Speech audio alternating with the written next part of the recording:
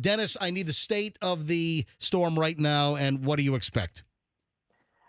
So winds are down to 155. It's crazy to even say that we're saying winds are down to 155. I mean, over the last, 24, 36 hours, we've talked about this storm that was at 180 miles an hour weakening potentially to a Cat 3 or a Cat 4. And it's surreal to me that we're using the word weakening when we're talking about a storm weakening to a 3 or a 4. When if we had come up to somebody 2 weeks ago and said, we're going to get a Cat 3 or 4 coming to our area, you'd look at me like this is the worst storm ever, and how could it be weak? I mean, so it's not even the right word choice, but it is getting a little weaker, and that'll continue right on through landfall. But overall, you're still talking about a major hurricane with direct impacts on our area. I mean, that streak of 103 years since a major hurricane has hit the Bay Area directly is going to end today. All right, so are we still looking for that southerly track? I know the 5 a.m. nudged it a little further north after we started to see the southerly shift yesterday. What is the best guess right now? Yeah, I mean, I'll tell you, I posted this on my Facebook page, and there's a couple of models out there in terms of water. At this point, I literally often say you throw the models out the window and you look out the window. We changed the forecasting from looking at the models to nowcasting. And nowcasting is pretty much just looking at the radar like you guys are, like everybody is at home, and seeing if we're going to have any of those wobbles and turns. Because at this point, the models are practically meaningless. I mean, they're not going to be able to differentiate a 2 or 3 mile difference in a track. And that's literally what we're doing. So at this point, the best guess is still Manatee County, northern to central Manatee County. If there were no more additional wobbles, there usually are. And as we've been saying for a while, those wobbles usually are to the right. They typically are. So if you see a wobble, you might expect it to be a little bit more east than west, but the overall track still has to do its thing, So the models are, yes, they are still saying northern to central Manatee County.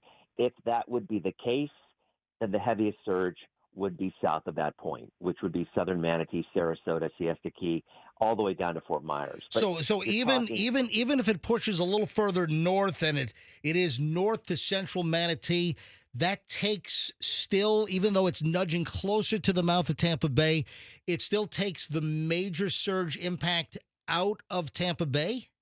Yeah. I mean, it's just think of it as a top. Yeah. You have that spinning thing. And if you're looking at that top as it's going around, if it's to the north side of that top, those winds are going to be blowing offshore. Because, Dennis, I'm going to tell you right now that I don't know if you agree with me.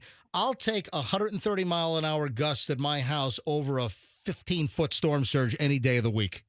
Yeah, the surge is obviously where most of the devastation occurs. And, I called the Weather Service at about 3 a.m. this morning, obviously been up all night. And there's a lot of conflicting information out there, and it's really challenging for folks at home to find out what's really going on with the surge. And let me explain why briefly. So the NHC has its own area on its website, the Hurricane Center, that you click on, and it gives you the storm surge map.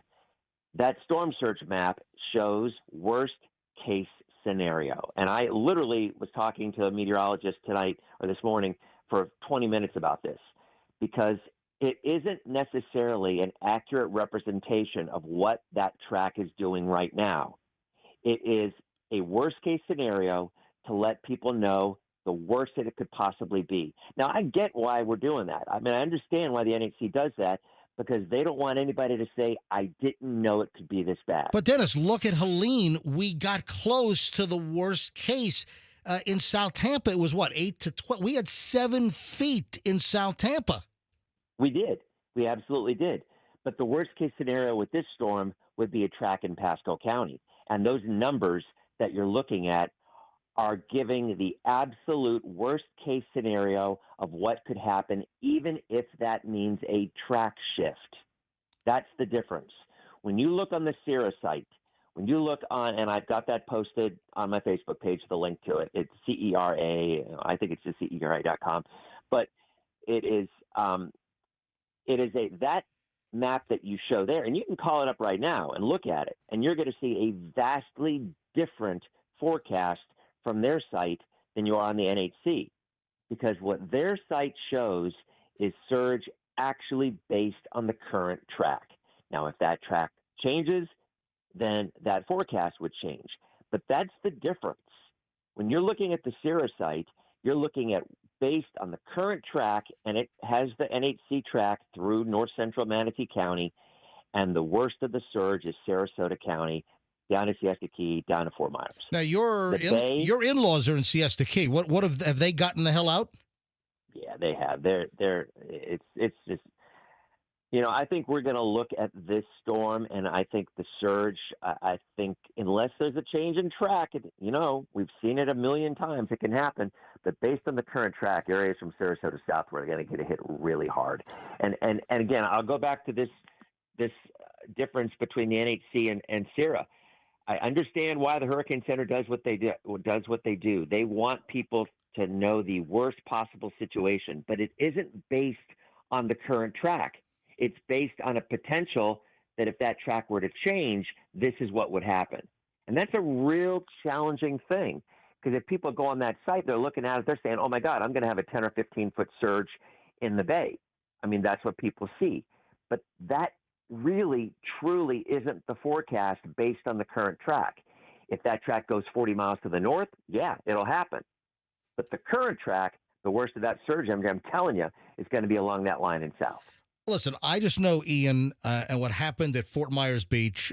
Good friend of mine, Andrew, my home theater pal down in Sarasota. His brother was at Fort Myers Beach, and he had waves smashing into the windows on his second floor on the beach there. And that was like 15 feet of storm surge. And that will happen where landfall occurs. Wherever landfall occurs, you're probably going to see that again. But right now, the forecast for that landfall is in north central and south central Manatee County. All right, Dennis. 20, 30 miles. Yeah. 20, 30 miles. That's the difference here. And also I was speaking with your colleague Greg D, and Greg has been phenomenal, by the way. He's an absolute credit to your team. Greg D's already been on with us, 3 or 4 times since 6 a.m. this morning, and we were just discussing that if the track holds and it is around the Sarasota Bradenton Airport, around SRQ, mid to Southern County or even a little north. When we drive, when we get in our cars, and you're in Pinellas, I live in Hillsborough, we drive down to Bradenton. It seems like, man, it's a long time. It's an hour to get there. But as the crow flies, the distance from where we're talking about landfall to the mouth of Tampa Bay, it's uncomfortably close. That's a perfect way to describe it. It's uncomfortably close. And if the track wobbles or shifts, you're talking 18 hours out, but 20 or 30 miles might be that big of a difference. You could literally see a surge of 3 to 5 feet current thinking, whereas it could be 8 to 10 feet if it goes 30 miles to the north. I really think the 10 to 15 numbers that we're talking about are reserved for the exact spot of landfall, where that eye is, right to the east and south of that point, like you said with Ian, because that's what happened with Ian, and it happened with a lot of storms. But this is still a small storm so far. Hurricane winds are only extending 30 miles out. They have not gone up. It will. And the storm, as it's beginning to feel that impact of the shear, it's going to kind of expand it out a little bit. Surge really doesn't have anything to do with wind. It has everything to do with how big the storm is. What is the upper level? What is the upper level shear projected to? Is there any chance that we get a gift and the upper level shear is greater or has a greater effect as it approaches? No, I don't think so. I think the shear has been forecast pretty solid. We're looking at about 30 to 40 knots of shear, and that's significant. And it will weaken this storm. But, of course, the issue is, will it have time to weaken the storm if this thing just kind of comes in and moves in and out pretty quickly? I don't think you're going to see a change in the intensity. I really don't. I think if there are any changes to this forecast, it's weakened a little bit. It's 155. It'll probably be down to 125 or 130 at landfall. That's kind of the number we're looking, which is 3, borderline 4. And there's been all this stuff on Facebook. Oh, it's now still forecast to be a Category 4 hurricane. Look, it's 1 mile an hour difference than a Category 3. That's so squat. Who cares? Yeah, absolutely. Yeah, who cares? So, Dennis, we were speaking to Greg earlier, and I'm sure you've seen this and talked to him about this, but some of the rainfall modeling for northern Pinellas, you're up in Palm Harbor, Pinellas, Pasco, there's some rainfall modeling that's putting it at 16 to 20 inches now. Yeah, I've been saying this for 2 days. So when you look at the storm, when it comes in, it's going to look like it's cut in half. The bottom half, I would not be shocked if tonight, the bottom half of that storm, you could go outside and see stars while you still have 90-mile-an-hour winds. Wow. It's going to be sheared intensely by that point. But the northern half is where everything is going to be. Not necessarily the wind. It's still going to be windy in the southern half, but you're not going to have the rain. The rain is going to be focused on that northern eye wall and areas to the north. And I absolutely agree with that. I think you're going to see, rainfall 12, maybe 16 inches of rain in some spots. Now, the only positive about that would be in these areas, you would not have the surge that you're going to have with the rain. Because if you're north of the eye, right, if you're north of the eye, yeah, maybe you're going to get some heavier rain, but you won't get the surge that south of the eye will. So it's like the southern areas will get more surge, less rain. The northern areas will get more rain, less surge. Either way, you're kind of stuck both ways. If you were to guess, and again, there are going to be varying effects across Tampa Bay area, but when we wake up Thursday morning and the storm is passing, or late Thursday morning, early Thursday afternoon, where do you think we're going to be going? Holy crap! Such a tough call. I mean, current track, Manatee and Sarasota County. I think what you'll have is flooding pictures in the northern counties. I think the wind, and there's the answer. It depends what you're looking at. If you're looking at surge, it's going to be southern Manatee, Sarasota, all the way down to Siesta Key, based on the current track. This thing goes 30 miles north, we're going to be looking a lot closer to home on that. But current track, the wind damage will be highest right around the eye, where that eye comes ashore. I'm telling you, 5 to 7 miles is where most of that wind damage will be, right along it. You get out 15 miles from the center, you're going to have winds of 85, 90. There will be some trees down, certainly because of all the rain we've had. You're going to see some trees on houses. You're going to see that sort of stuff. But the kind of damage that we would look at, like you're saying, like, you got to be kidding me, holy cow, that's going to be reserved for right around the eye, which right now is more Manatee County. We are, and basically where I am. I'm Beach Park area. My home is right on Tampa Bay.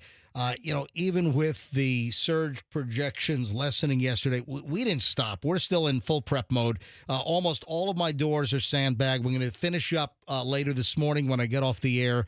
We've got about a foot of sandbags up on all of our French doors across the back, which only is 30 feet away, 35 feet away from my seawall. Right on Tampa Bay. And, I'm taking it up another foot or so. I'm not letting off the gas. I'm still preparing, Dennis, like we're going to have a worst-case surge scenario. And when, in fact, the sandbags are not going to do squat. Worst-case surge at my house, I've got 4 or 5 feet of water inside my house. But I'm trying to just, get a little insurance policy for, 6, 8, maybe up to a foot of water. And that's the way to do it. I mean, that's the difference in the message from the Hurricane Center to the other site. They're giving you a worst-case scenario, and I think everybody knows the worst-case scenario with this storm. If you don't know what the worst-case scenario is with this, you've been living under a rock the last 3 or 4 days, because we've been saying it countless times, and we've been showing it countless times. Do I think everybody gets the worst-case scenario? No, I don't. Because that worst-case scenario extends all the way up through Anclote and north of that. So if it goes more north, that worst-case scenario would be Pinellas and Hillsborough, but our southern counties wouldn't get quite as much. So, no, not everybody's going to get the worst, but everybody needed to know what it could be, and then that way they can decide what they're going to do, whether they're going to ride it out, whether they're going to evacuate, whatever the case may be. And that's the way you got to play it. But, again, based on the current track, the worst will stay south of Tampa. If it goes 30 miles north, then we're talking something very different, and that absolutely could happen. But, there's a lot of coulda, woulda, shoulda, whatever. I got to go with what we're looking at right now, and at this point, the modeling is almost useless. All right, one last series for you here quickly. So if it does stay on the track that we're looking at, and that central Manatee County, what are the maximum hurricane winds that could be felt, let's say, downtown Tampa, Carrollwood, Palm Harbor, Reddington Beach? What can we look at with the major population centers of Hillsborough and Pinellas as far as the strongest possible sustained winds and gusts? Well, you went Tampa. If you get landfall down there, I would say Tampa's going to see gusts of about 100 miles an hour. Sustained, I think you're going to see 85. Wow. 85 to 90. Again, after you get 5, 6, 7 miles away from the center, the numbers are going to drop down pretty significantly. You talk about Carrollwood, I would say 90 with sustained of maybe 75 to 80.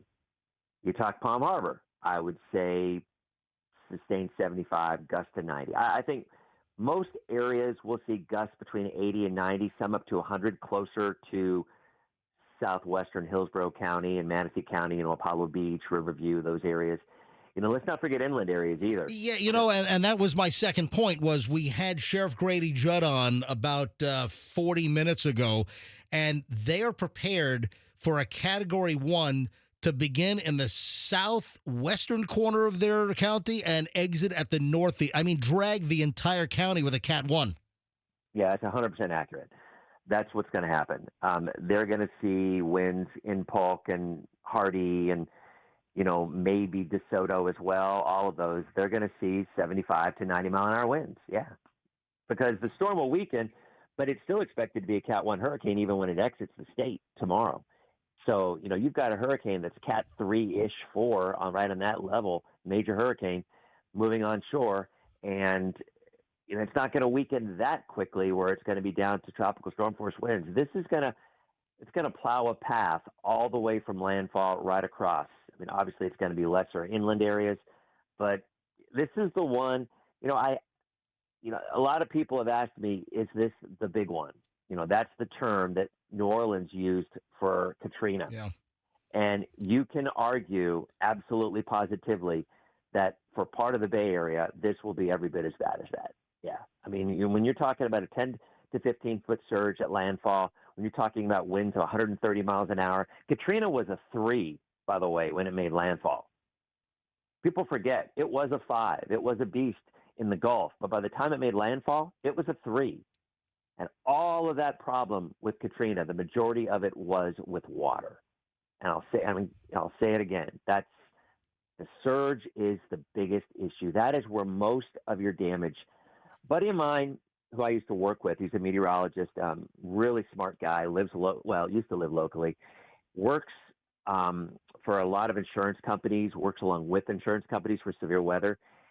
He's up on Capitol Hill a lot. He's talked to the United Nations. The guy knows his stuff. I was talking to him yesterday, and I asked him, how does this compare in terms of damage potentially to Katrina? Because Katrina was the costliest one ever in terms of damage, just dollars and cents. And he said that if it makes landfall closer to the Bay Area, it'll end up between about 150 and 175 billion dollars. Katrina was 200. Wow. He said if it ends closer to the Sarasota area, it'll probably be closer to about 100 billion. But either way, you're talking about catastrophic damage from this water all along the west coast of Florida. And I know, so many of us are concerned about the Bay itself, with good reason. It's that close of a call, and now it's wait and see. And then final question, Dennis, and you're so generous with your time. Folks, Denis Phillips, ABC Action News, chief meteorologist. Dennis, at what point today do you think we'll have a real lock on track? Remember Charlie? Yeah, I know. Yeah. 6 hours. 6 hours. Yeah. Wobbles are unpredictable, flat out. There's no one on Earth, no model on Earth, no human on Earth who can predict if there's going to be a wobble. Do you think AI will ever get to the point of really being able to figure out wobbles? No. Okay. No. I don't think anyone will ever know, because there's so many factors that you just can't predict when it comes to these little things, whether it's lopsided. There's so many things. So, yeah, honestly, you won't know until you make landfall. And I take that back. If you start to see some wobbles earlier, then you'll be able to take the northern part of the state or the northern part of the viewing area out of the equation, because you will already have seen that turn, or that wobble rather, to the right. So you'll be able to take people out of the equation through landfall, but the reality of it is, and we're only talking 20 miles either way, it's going to be right up to landfall before we're going to know. It's a horrible thing. I wish there was a way to forecast this, but there's not. And now it's to the point where we're just watching like everybody else and reacting accordingly. I mean, everybody's hopefully done what they have to do, and now we sit back and we wait. Denis Phillips, ABC Action News chief meteorologist. Thank you for making yourself available, and we'll be in touch, Denis. Best of luck to you. I know that you're going to be working all through the night, 2 to 3 o'clock in the morning event, the main show. And Denis, we'll talk soon. We'll do. Everybody stay safe. Thank you. All right, Denis Phillips. Again, he said a couple of minutes. He's really slammed, and he just gave us, 20 plus minutes, 22 minutes. Wow, that was great. So much information. Thanks for watching the video. Hope you liked it. Go ahead and click, share, subscribe, all this stuff.